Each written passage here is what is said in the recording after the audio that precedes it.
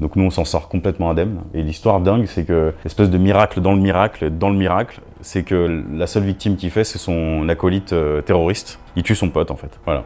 Donc nous, à ce moment-là, on est sorti du Bataclan, on est sorti du couloir, on repasse bien sûr par le Bataclan. Et c'est là où le traumatisme commence à s'exprimer parce qu'en fait, nous, on sort d'une prise d'otage où on a, entre guillemets, collaboré avec ces gens, on a regardé dans la rue, il y a un des otages qui, lui, a ramené une sacoche, on a été actif quand même dans notre prise d'otage. Et puis en fait, quand on sort du couloir, on se dit bêtement que le Bataclan est vide et que tout le monde va bien, en fait. Sauf que pas du tout. Et c'est là où, en fait, un des trucs les plus destructeurs de mon existence a eu lieu, c'est que quand on sort du couloir et qu'on descend, parce qu'on était au premier, donc on descend au rez-de-chaussée et qu'on passe devant le bar et qu'il y avait tout plein de policiers partout, il y a un flic qui nous dit à tous de ne pas regarder, et en fait il s'agit de ne pas regarder la fosse, tout le monde le fait. En fait on se rend compte qu'il y a un amoncellement de cadavres dont on a beaucoup parlé, les victimes en ont beaucoup parlé, notamment au procès. On se dit mais pourquoi on est là quoi. Enfin, on a passé 2h30 avec les mecs qui ont fait ça et nous on est encore là. Et ça c'est une pensée qui m'a suivi et qui me suit encore aujourd'hui tous les jours quoi.